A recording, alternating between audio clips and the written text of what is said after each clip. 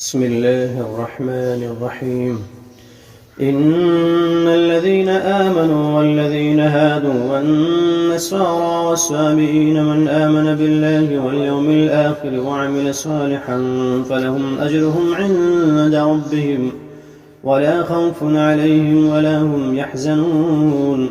وإذ أخذنا ميثاقكم ورفعنا فوقكم الطور خذوا ما آتيناكم بقوة واذكروا ما فيه لعلكم تتقون.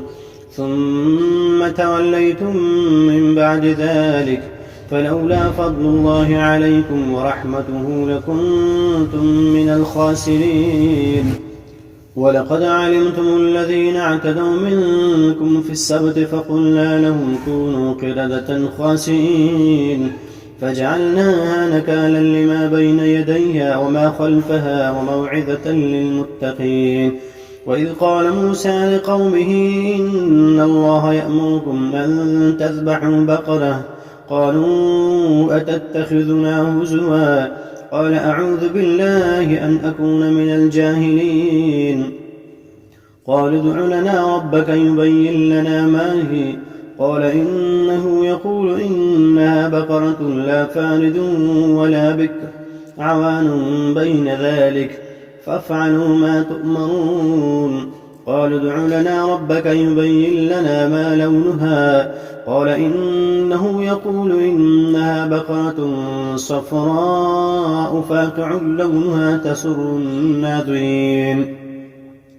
قال ادع لنا ربك يبين لنا ما هي إن البقرة شابه علينا وإنا إن شاء الله لمهتدون. قال إنه يقول إنها بقرة لا ذلول تثير الأرض ولا تسقي الحرث مسلمة لا شية فيها. قالوا الآن جئت بالحق فذبحوها وما كادوا يفعلون. وإذ قتلتم نفسا فادارأتم فيها والله مخرج ما كنتم تكتمون. فقلنا اضربوه ببعضها كذلك يحيي الله الموتى ويريكم آياته لعلكم تعقلون. ثم قست قلوبكم من بعد ذلك فهي كالحجارة أو أشد قسوة وإن من الحجارة لما يتفجر منه الأنهار وإن منها لما يشقق فيخرج منه الماء وإن منها لما يهبط من خشية الله وما الله بغافل عما تعملون.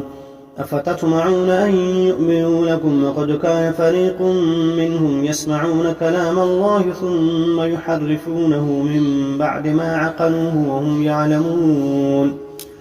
وإذا لقوا الذين آمنوا قالوا آمنا وإذا خلا بعضهم إلى بعض قالوا أتحدثونهم بما فتح الله عليكم ليحاجوكم به عند ربكم أفلا تعقلون.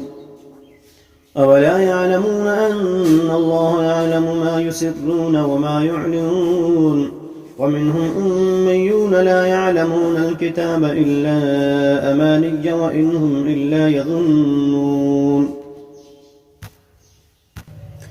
فويل للذين يكتبون الكتاب بأيديهم ثم يقولون هذا من عند الله ليشتروا به ثمنا قليلا فويل لهم مما كتبت أيديهم وويل لهم مما يكسبون. وقالوا لن تمسنا النار إلا أياما معدودة قل أتخذتم عند الله عهدا فلن يخلف الله عهده أم تقولون على الله ما لا تعلمون. بلى من كسب سيئة وأحاطت به خطيئته فأولئك أصحاب النار هم فيها خالدون. والذين آمنوا وعملوا الصالحات أولئك أصحاب الجنة هم فيها خالدون.